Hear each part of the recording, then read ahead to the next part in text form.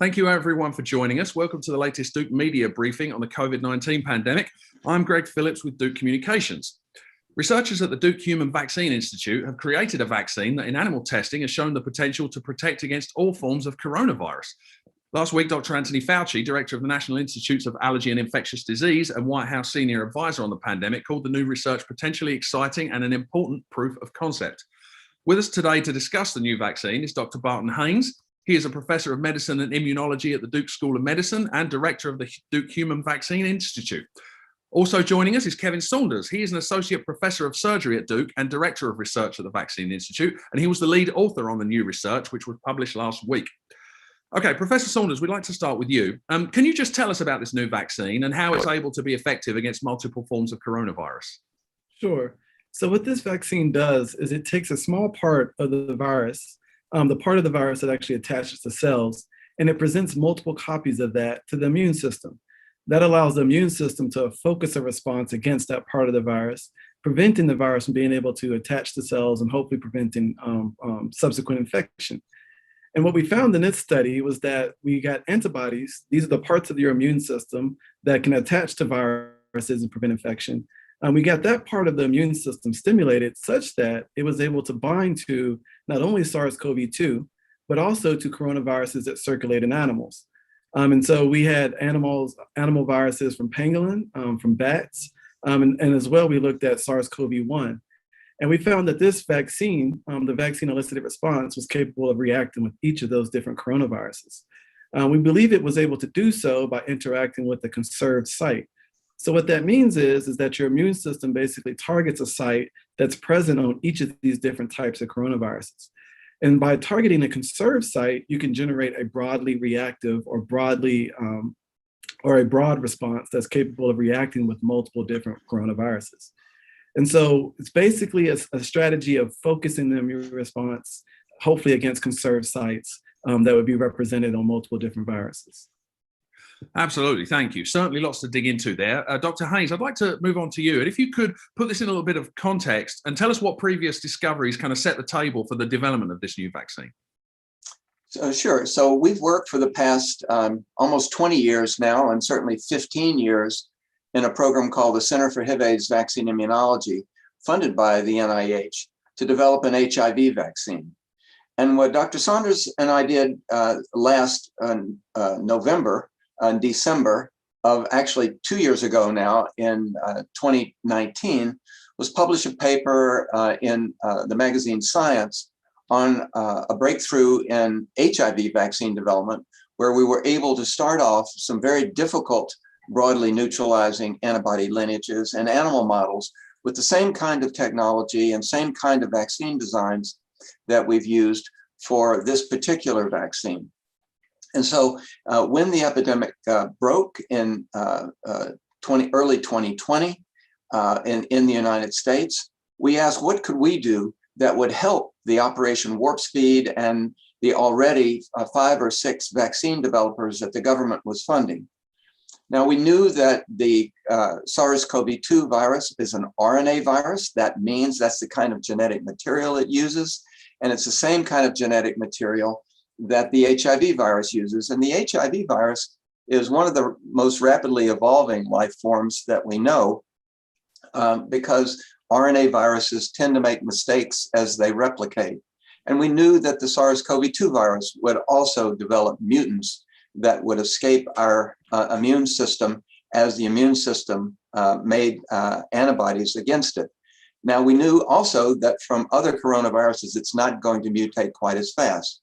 And so what we decided to do was to frame shift all of this 15 years or so of work from HIV to the coronavirus vaccine work, and to work on vaccines that would be useful as boosters in case we needed to make the immune response stronger, or the immune response didn't last as long as needed. And we're now discussing these kinds of possibilities for boosting the existing vaccines. And then secondly, to deal with escape variants, that is, variants of the SARS-CoV-2 virus that would evolve. And then third, now is the time to plan for the next coronavirus pandemic or outbreak, because we've had two major outbreaks before COVID-19, one in 2003, the SARS outbreak, and one in 2011, the MERS outbreak, both coronaviruses. And certainly we expect that there will be others. So now is the time to provide the vaccines that will prepare for those, so that we can now control outbreaks and keep them from becoming pandemics in the future. Absolutely. Thank you. And thank you, both panelists, for those comprehensive opening answers. We're going to open it up to questions now. Thank you to everyone who submitted questions in advance, and we'll start there. But you can pose questions via the Q&A window at any time, and we'll ask them out loud. If you would like to ask your question in person, please raise your hand in Zoom, and we'll unmute you when your turn comes around. If you're calling in by phone, you can raise your hand by pressing *9. Thanks also to everyone watching this on YouTube. Professor Saunders, I'd like to come back to you. And one of the things you've highlighted in this new research is that this vaccine apparently helps prevent replication of the virus in the nose as well as in the lungs. Can you tell us a bit about why that's important and how that works? So certainly. So what we found in the non-human primate study that we performed, we looked at virus replication after we vaccinated the macaques. And we measured replication and looked both in the lower respiratory tract, so in the lungs, as well as the upper respiratory tract. And we were looking there for virus replication. And the idea here is that if you could prevent virus replication in the lower respiratory tract, you might be able to clear the virus that could be spread if someone was to cough. If you could also prevent virus replication in the upper respiratory tract, say in the nose, then if someone was to sneeze or if they blew their nose or some other nasal secretion was to come out, you would be able to prevent virus transmission from that route as well. And so we looked in both places. What we've seen, if you look back at some of the previous vaccine trials, is that a lot of replication occurs within the nose. And it's been difficult to suppress that virus. And so what was really unique about our study was that we didn't see detectable virus replication in the nose in 4 out of the 5 animals that we looked at. And so not only were we suppressing in the lungs where, virus might spread from a cough, but we were also suppressing virus in the upper respiratory tract. And that was significantly different than what had been seen for previous vaccines that have moved forward into clinical testing. And so that was one of the reasons why we thought that was a highlight of the study and what the significance of that finding was. Sure, absolutely. Thank you. Dr. Haynes, moving over to you. Obviously, everybody in the world has been very interested in the last year in vaccine development without understanding how it normally works. Obviously, you've seen very successful results in animal testing. What does it take now to move this into human clinical trials, and what's the kind of timeline for that you are, as far as you know? Well, as I mentioned, we know that the SARS-CoV-2 spike protein, to which that's the outer coat protein, that sits on the surface of the virus, and the protein that it uses, as Dr. Saunders says, to attach to our host cells and to cause an infection. And we know that that spike protein is the target of the kinds of antibodies that can neutralize and prevent infection by the virus. And we also know that that spike protein is covered in molecules called sugars that tend to make the antibody response more short-lived on some other viruses. And so we're concerned that the antibody response is not going to be long-lived enough so that we'll never have to be boosted again. And we're expecting that over 1 year or 2 years, there is a good chance that the population in the United States may have to be boosted again. So what we're doing right now for the next step is working to get this particular vaccine candidate made in what's called good manufacturing practice conditions, so it can be put into humans in what's called a phase 1 safety trial, and get it through that trial as quickly as possible in order to be able to have the information on safety that we can take to the FDA for being able to use this as a boost when it's needed. Sure, absolutely. That's tremendously exciting. We have some questions coming in, and we have, I see, some raised hands here in the chat. So hold on just 1 second. I'm going to get up here. Goodness me, hang on. Hold on a second. I'm going to come back while I'm figuring that out. I'm going to come back to some of the questions we already had. Professor Saunders, I'd like to come back to you. You mentioned in your opening that one of the things that makes this vaccine effective is that it makes multiple copies of the relevant part of itself. Why is that important, and how does that make a difference to the immune response that it generates? Sure. So the reason that it's important for the vaccine to present multiple copies of the part of the virus that we want the immune system to respond to is that our immune cells are actually engineered to be able to see multiple copies. And so they respond well to things like viruses because viruses have multiple copies of the protein that they're looking for. And they have multiple parts of the immune cell that can sense these individual molecules that are present on the virus. And so if you can also present that with a vaccine so that you take advantage of the immune system's ability to see multiple copies, you can hopefully stimulate a stronger response. So essentially, if you were to think of an immune cell interacting with our vaccine, where we've given it multiple copies of the small part of the virus we want it to see, it's kind of like having multiple interactions that can then lead to a longer and stronger interaction. It's very similar to Velcro. So if you think of one hook and loop, that's a pretty weak interaction. But if you can put one hook and loop together multiple times in multiple copies, that becomes a really strong interaction. And so by doing that with our nanoparticle platform and interacting with the immune cell, we believe we can get a better activation of the immune system and hopefully generate a better response.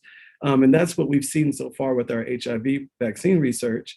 And so we translated that same concept over here to SARS-CoV-2. Absolutely, that makes sense. Thank you. And Dr. Haynes, Professor Saunders just mentioned this idea of nanoparticles. And for a general audience, can you tell us how common the use of nanoparticles is in vaccine? Is it a standard thing, or is it fairly new? And what kind of how does that aspect of it differ from other vaccines that we're more accustomed to? Well, certainly, we've seen the rapid work on COVID-19 accelerating the comparison of all different kinds of platforms for vaccines. And it's really been very, very exciting.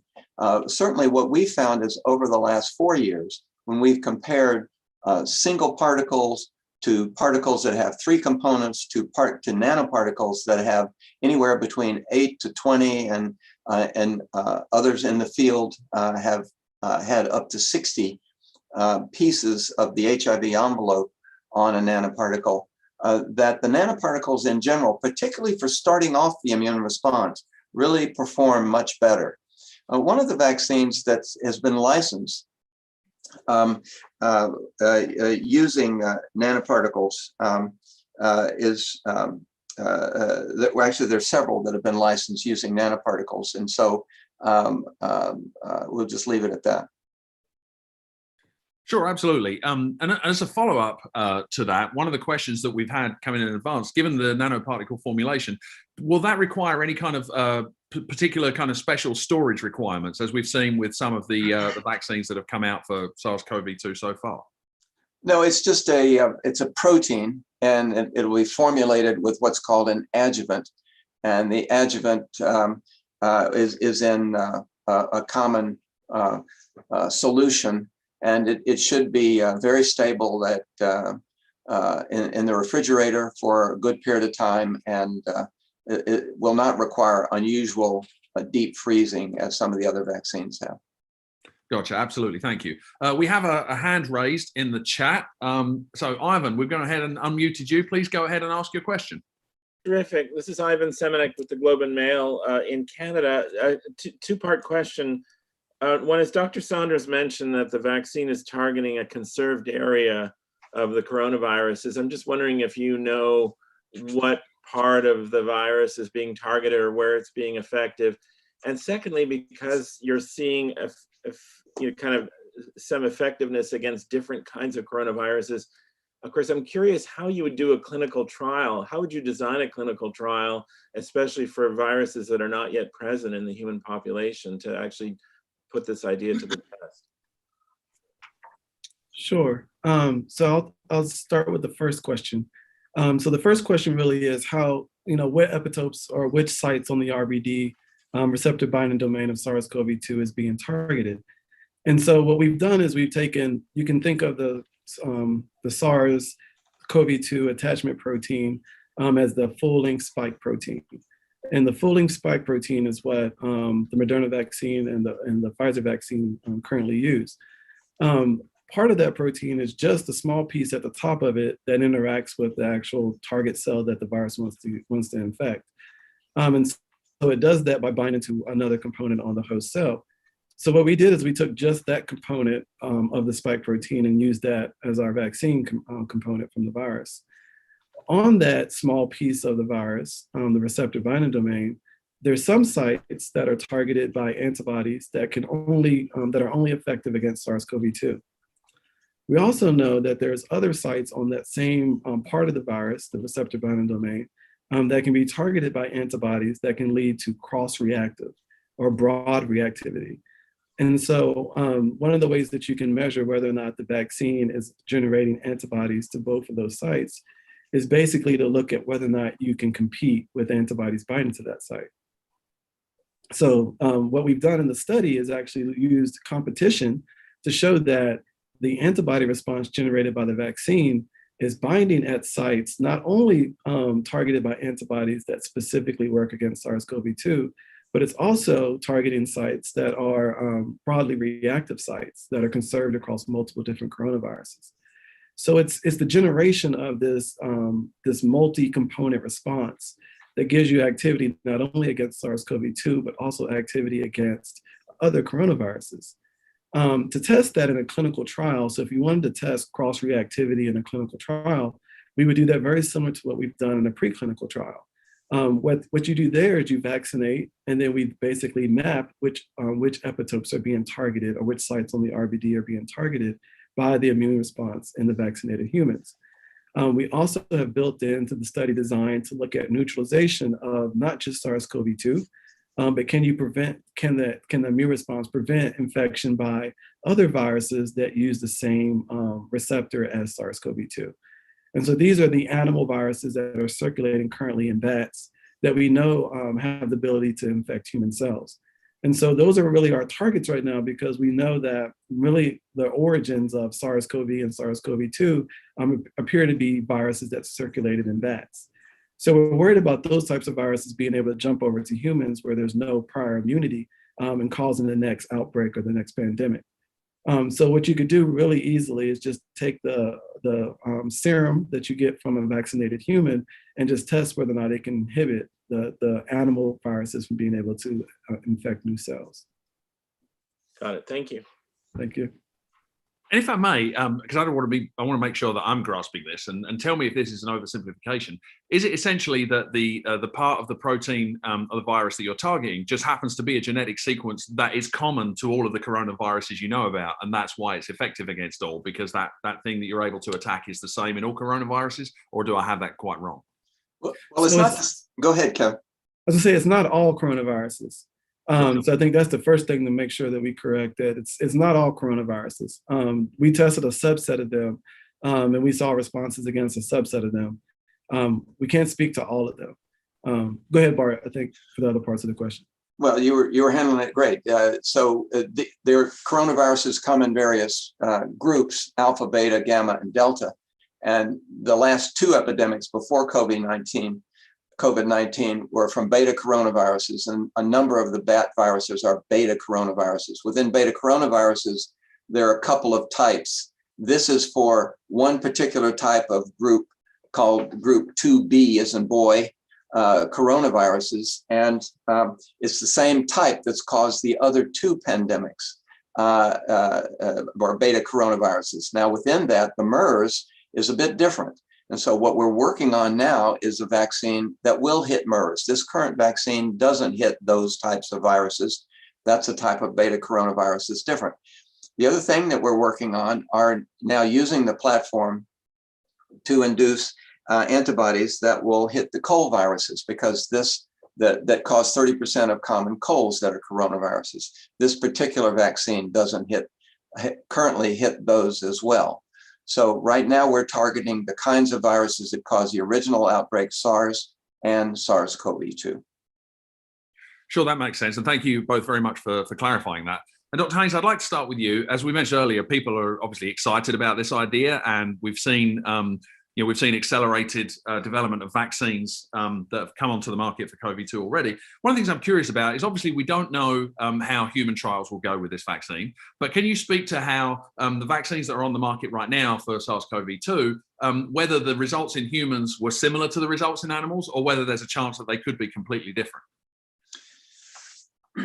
Well, all of the vaccines that are on the market now, and we can just talk about the mRNA vaccines and the recombinant adenovirus or weakened cold virus vaccine from Johnson & Johnson, they all target the spike protein and are targeted to induce neutralizing antibodies. In addition, the Johnson & Johnson vaccine and to some degree the mRNA vaccines also induce what's called T-cell responses that induce our own T-cells to kill virus-infected cells. And that part of the immune response is still just now beginning to be looked at as to how common and broad these responses are. All of these three vaccines, as well as our vaccine, induce potent neutralizing antibodies in primates, non-human primates, rhesus macaques specifically, or cynomolgus macaques in our case. And these, in general, the responses you see in macaques are generally a little bit stronger than what you see when you move to humans. And that's what was seen with the mRNA vaccines and the Johnson & Johnson vaccines in general. So we're expecting good responses with our vaccines. Our vaccines induce higher immune responses in monkeys than some of the other vaccines have. And so we're optimistic that once we get into humans, we'll see really good immune responses, probably less than we're seeing in the monkeys, because that's just sort of how all immunizations go. Humans respond a little bit less well than the primates, but we're expecting them to be still quite strong. Absolutely. Thank you very much for that. And certainly in this day and age, any reason for optimism is one to be thankful for. We have another raised hand here in the chat. Vanessa Ruffs, I hope I pronounced that correctly. You're now unmuted. Please go ahead and ask your question. Yes, thank you. It's Vanessa Rufus with WCNC Charlotte. Thank you, gentlemen, for your time. I was just generally wondering, kind of as a non-expert, I mean, to me, this seems like a really interesting and exciting time to be in vaccine development. I mean, I just was wondering if generally you could speak to just what kind of time it is, to be a researcher in vaccine development, to see such success with, what seemed to be a pretty quick pivot from what I understand. It sounded like you went straight from the HIV stuff and did this pivot here and are starting to see a lot of promise. So that's my question. I'll let Dr. Saunders start with that, and then I'll comment. Sure. So I think the question of like, how is it to be in vaccine development right now, I think is a great question, because really the spotlight is on vaccine development right now. And people who were not necessarily focused on what we did before this, or before this pandemic, really are paying attention to it. So it becomes a great time to really talk about science and talk about careers in science. So I've seen a lot of interest from both my peers and their children that want to know about careers in science. And so there's just been a kind of eye-opening to the field in general. I will say also, but from like a scientific standpoint, we've seen a lot of achievements and a lot of milestones reached that we probably would have never thought were possible.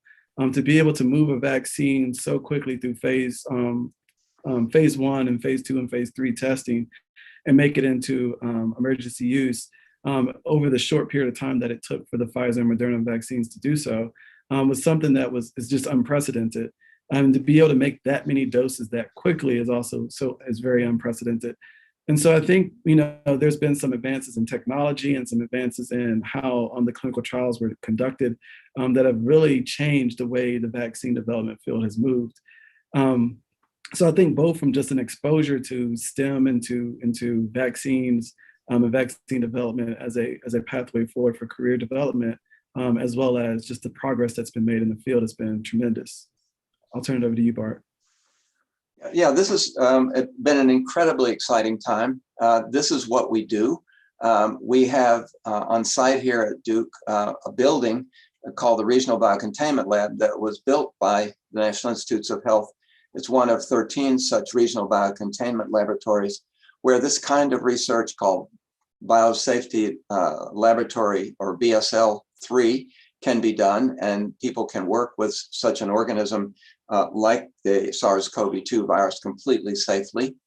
And so our job is to prepare for pandemics, and we're already preparing for what might be the next pandemic. And one of the ones that we're very concerned about is bird flu or avian flu, a very pathogenic type of influenza that has the capability but hasn't completely jumped to humans and then continued to mutate so that humans can pass it on to each other. And so we're very worried about that. But whether it's another coronavirus, which we're obviously preparing for with the pan-coronavirus work that we're doing, or with influenza or yet another type of outbreak, that's what the Vaccine Institute is here for. And it's a very exciting time. Okay, Vanessa Rufus, I'll be sure to get your name correctly next time. I hope that answered your question. And I'm glad you asked it, because one thing we find in higher education communications is there are thousands of researchers at Duke working in different areas, and every once in a while, the whole world cares about what they're doing. And it's great to be able to shine a light on that, since there's so much important work going on here. Dr. Haynes, I'm going to stay with you. We had a question in the Q&A about government funding and involvement in this. I know that the research you just published had some help from the state of North Carolina, but what's the potential role of the government in furthering this research and getting it through clinical trials and into people's arms if it continues? Sure. Well, the NIH is very concerned about this issue and preparing for the next pandemic. As I mentioned, we've had two pandemics before SARS and MERS over the past 20 years, and vaccines were made, but those epidemics died out before they got to the pandemic stage, and interest in moving those vaccines forward stopped.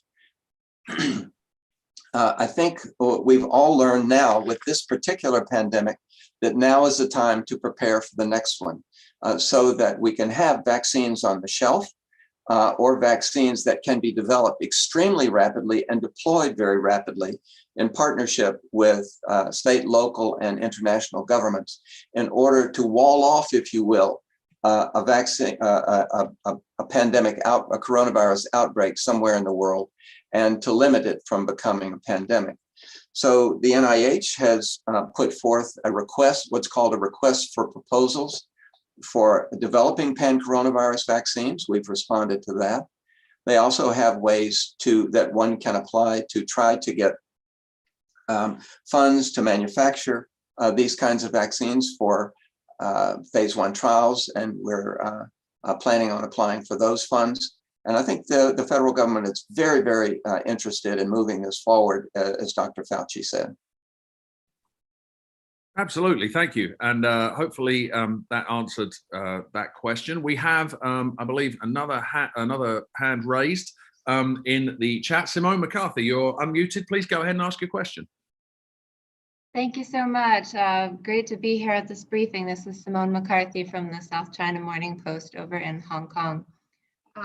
I had maybe one very short question clarification, if I could sneak in, and then a secondary question.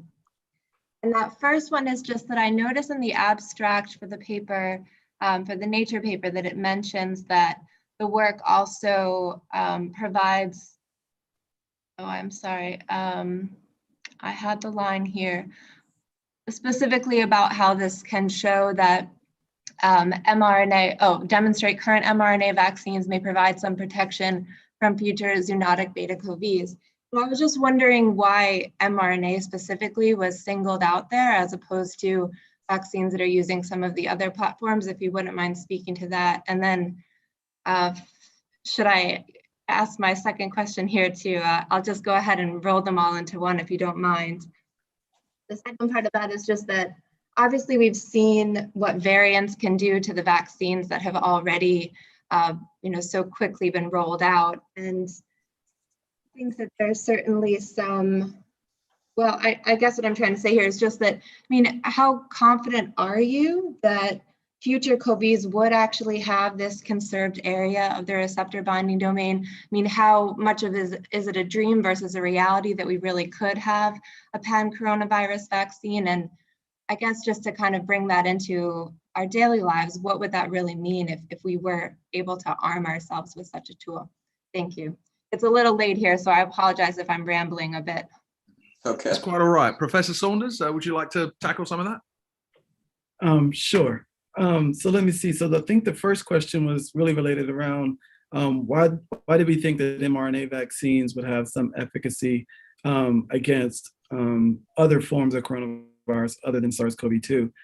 And so the basis of that statement was that in the study, what we compared our nanoparticle vaccine, our protein nanoparticle vaccine, what we compared that to was an mRNA vaccine that we designed to be very similar to what Pfizer and Moderna were using.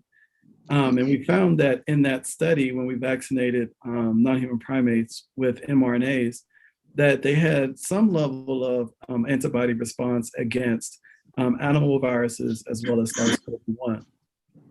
So their levels were significantly lower than the nanoparticle vaccine. And so the nanoparticle vaccine had an enhanced response compared to those. But their responses weren't zero. So there was some level of antibody response there.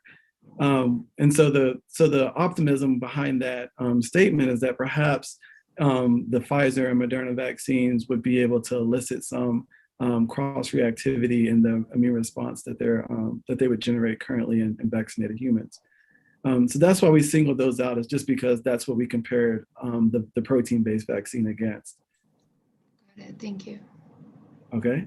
And then I think the second question is a little bit harder. So the second question is, how confident are we that the site that's conserved, that the site that the antibodies are targeting would be conserved across all or most coronaviruses? Just looking at the sequences of coronaviruses, you can get a pretty good sense of how conserved different parts of the virus will be.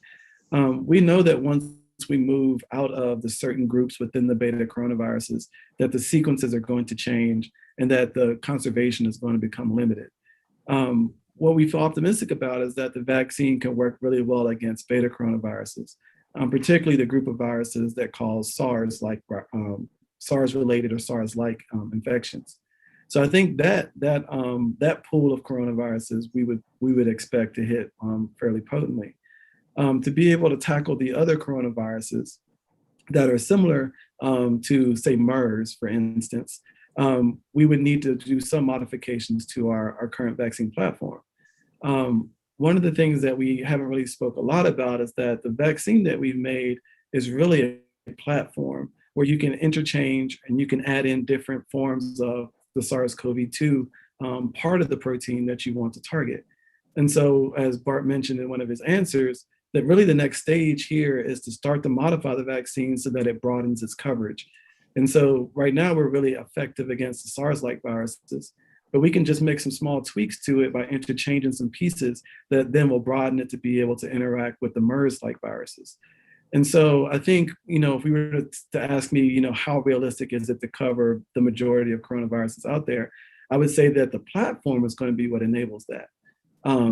Our ability to be able to interact and to put multiple components into the vaccine that allows you to interact with more than just SARS-CoV-2 is built around how that platform is made. And so I think we do have a fairly good chance of being able to come up with a really broad and effective vaccine, given that we have this platform that we can modify. Absolutely. Thank you, Professor Saunders. And Simone, I hope that answered your question. Dr. Haynes, we've got a question in the Q&A that's following up on a point you made earlier, and it said that you said sugars on the protein might make immunity less durable. And so we'd like to know, how does that happen and what can make it worse for SARS-CoV-2? Well, we know that the studies have already been done on the HIV virus. I'll talk about that first, on the equivalent to the spike protein on HIV called the envelope. And those sugars are a kind of sugars that look like the sugars in our own tissues. And our own body immune system doesn't want to recognize anything that's self or part of our own body, so that we don't act back on our bodies and cause tissue damage.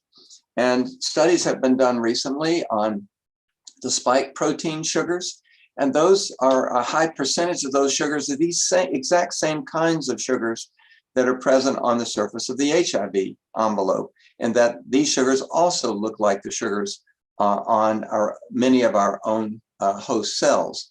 And so we're concerned about, in both circumstances, the immune system basically doesn't like to make antibodies against these sugars. and even when it does make these antibodies, they're not long-lived. They tend to dwindle over time.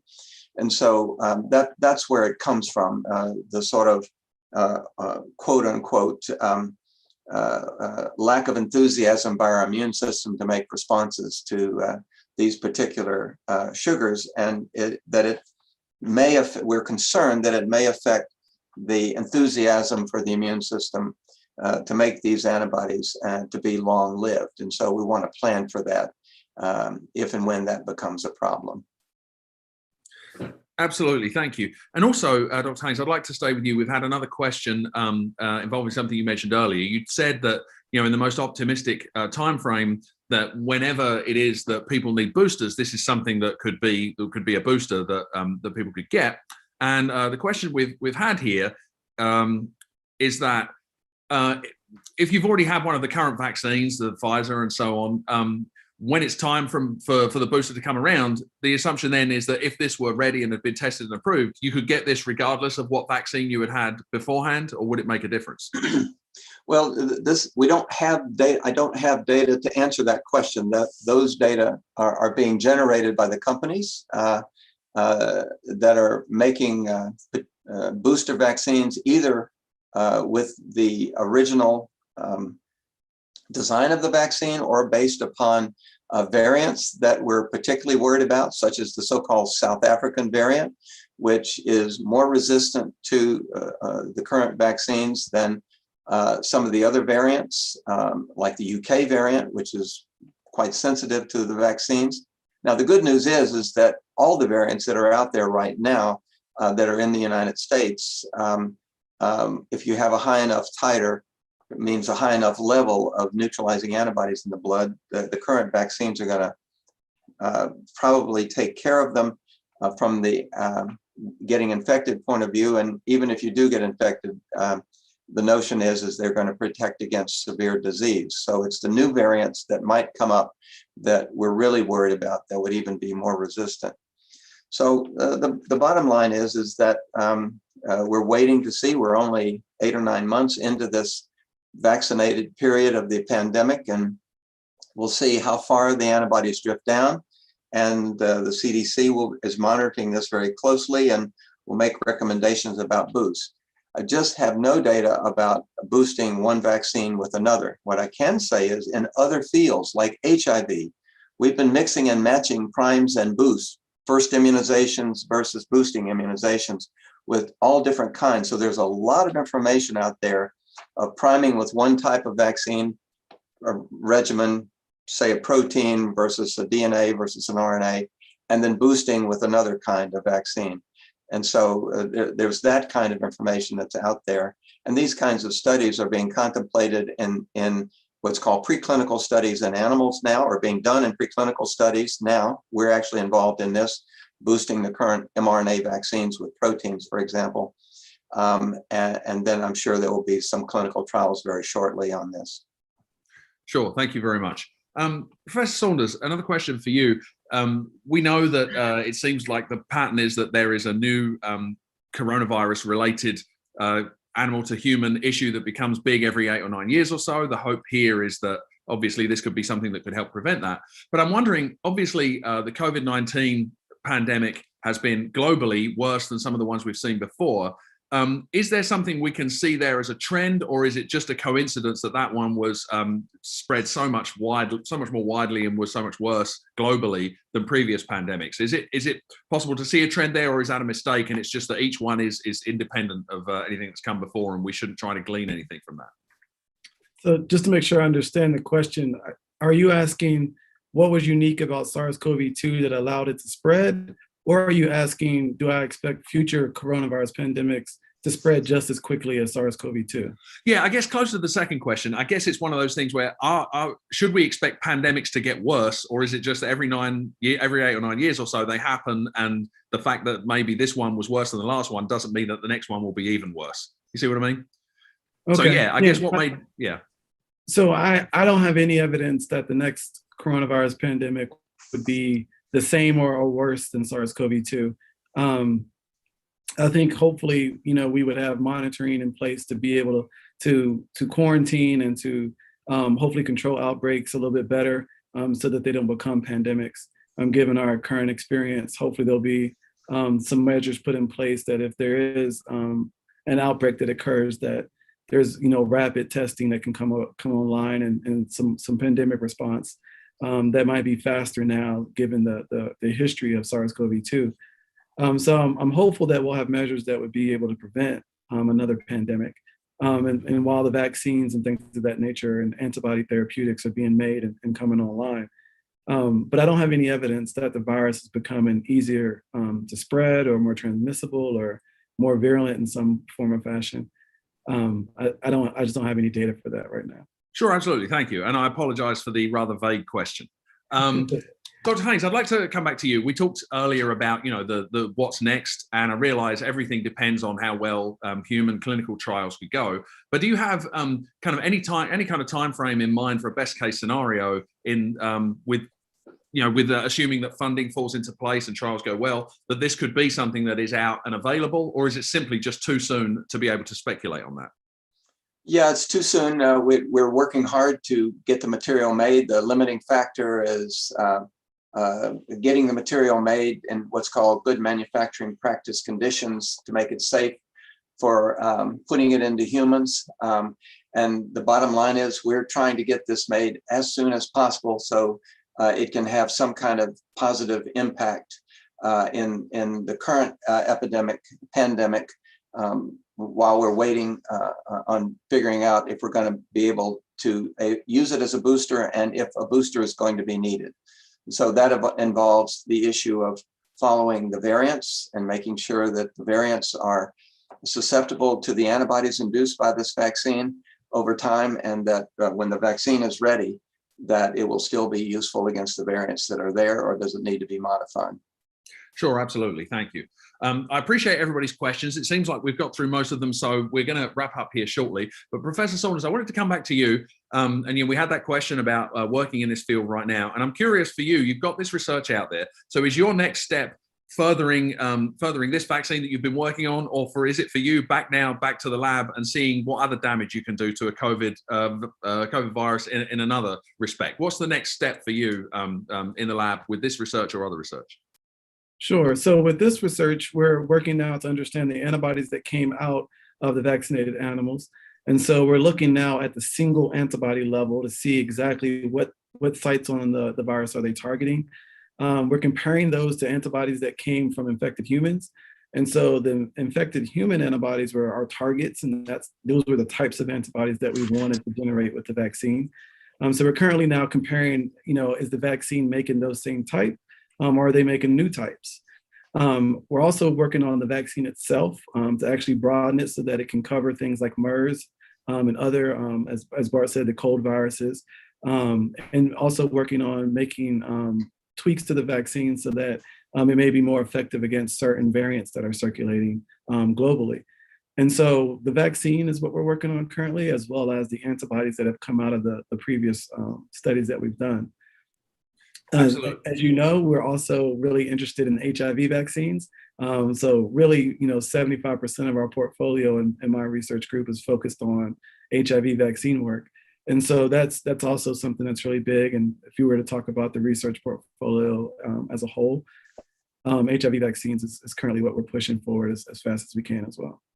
Absolutely. I'm glad you brought that up. And the hope is that in the coming weeks, we will be having a media briefing on that very topic. So I would encourage everybody to keep an eye out for an advisory on that. But before we wrap up, Dr. Haynes, I'd like to come back to you. And you've talked about all of the moving parts in this vaccine in terms of moving it forward. But for you, as the director of the whole institute, for this vaccine, what is the next step? What's the next phone call you make? What's the next application you do? What's the next news that you need to hear? Well, we're scheduling a call later today, early in the morning, with our manufacturing team and talking about timelines and just the nitty-gritty logistics of how you move it on a day-to-day, hour-to-hour, day-to-day, week-to-week basis to keep it on the fastest track. I'd like to also echo Dr. Saunders' comments. Our day is equally divided more or less over time between this vaccine and the other great pandemic of our age, which is the HIV pandemic. And we're doing the same thing of moving that work forward. It's a much more difficult vaccine to make for many different reasons, and we can talk about that at the next get-together. Absolutely, thank you. And I think we will leave it there. Thanks everyone for joining us. Thanks to our panelists, Kevin Saunders and Bart Haynes, for sharing your perspectives.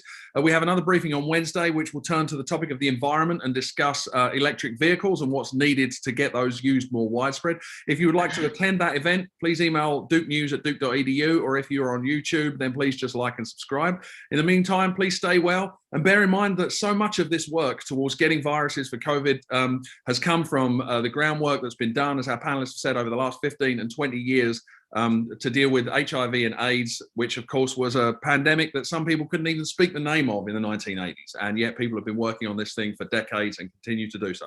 Thank you ever so much, everybody, for joining us. Please stay well, follow public health guidelines, and get your teenagers vaccinated. Thank you very much.